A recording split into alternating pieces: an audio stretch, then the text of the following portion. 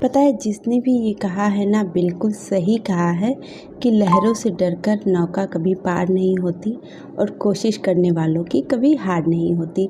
सो आज मेरा 27 day finally complete हो चुका है 60 डे चैलेंज का।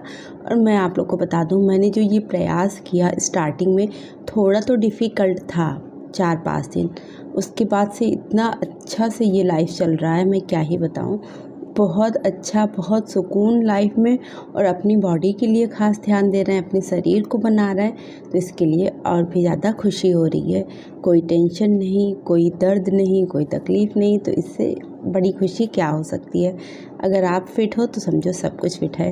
सो hello guys, welcome back to my channel Sanjana life, और मैं हूँ संजना सिंह। सुबह का टाइम है, मैं टाइम बता दूँ, अभी 4:30 बज गया है और मैं इतने लेट उठने वाली 9 बजे, लगभग 8:30 10 भी बज जाता था।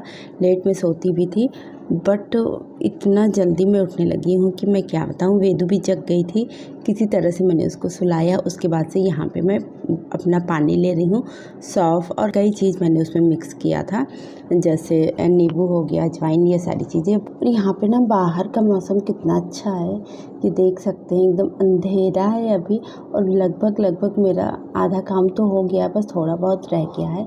यहाँ पे मैं आ गई हूँ साफ़ सफाई करने। साफ़ सफाई करने में लगभग तो 45 मिनट लग जाते हैं। झाड़ू लगाओ और ये सारा कवर वगैरह सही करो जगह जगह के, तो थोड़े टाइम लग जाते हैं। और मैं जा रही हूँ शावर लेने। शावर लेके फाइनली मैं आ भी चुकी हूँ। अभी टाइम बताते हैं तो 6:30 बज रहा है। 4:30 बजे जगह 6:30 बजे तक लगभग सारा काम मेरा ख़त्म हो गया है। अगर आप सुबह उठते हो ना तो आपको खुद को देने के लिए काफ़ी ज़्यादा टाइम निकल जाता है। वहीं आप लेट से उठते हो तो सारा काम जल्दी जल्दी निपटाने के चक्कर में आप खुद को टाइम नहीं दे पाते हो। तो आप आज से ही स्टार्ट करो, अर्ली जगो और ख़ुद को टाइम दो, हेल्दी रहो, स्वस्थ रहो। तो यहाँ पे मैं आ गई हूँ पूजा करने। सबसे ज़्यादा सुकून मुझे यहीं मिलता है, बहुत अच्छा लगता है जब मैं पूजा करती हूँ, बहुत खुशी मिलती है। उसके बाद से मैं आ गई हूँ एक्सरसाइज करने। यहाँ भी मुझे बहुत खुशी मिलती है जब मैं अपने आप को टाइम देती हूँ और अपने लिए कुछ करती हूँ। स्पेशली वुमेंस को ना खुद के लिए टाइम बिल्कुल भी नहीं होता है। वो दुनिया का सारा काम कर सकती हैं, बट अपने लिए बिल्कुल भी टाइम नहीं निकाल सकती हैं।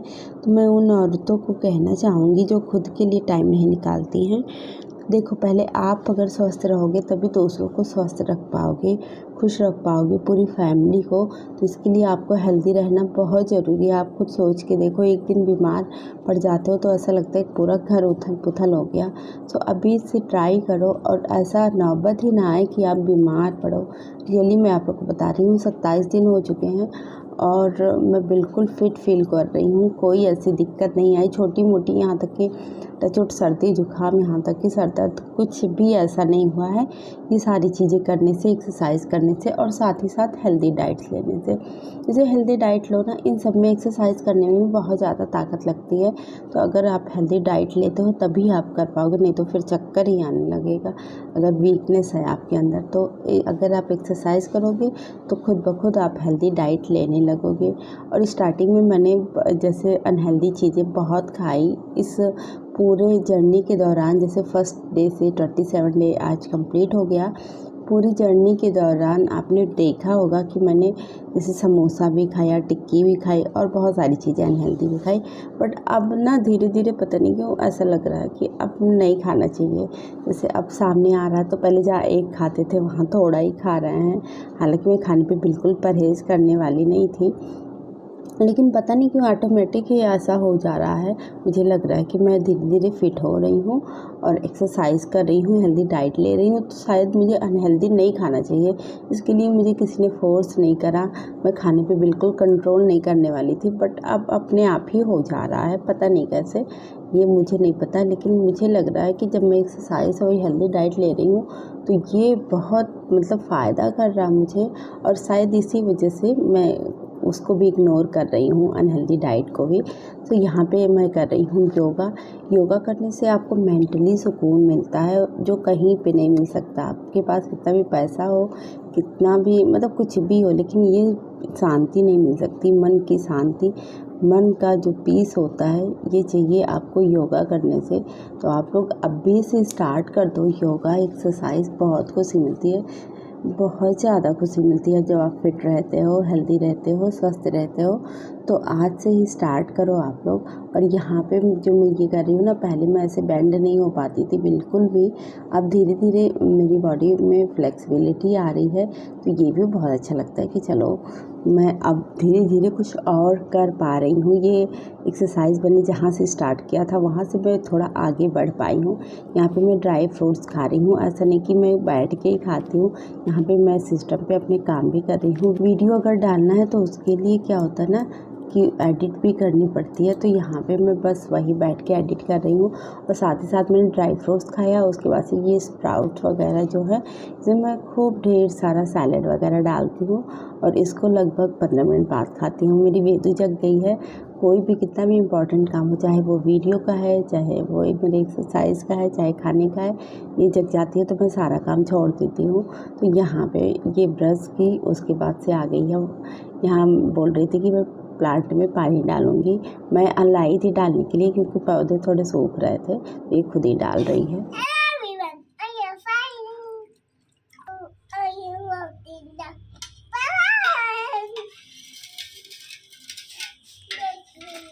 अब डालो प्लांट में वाटर।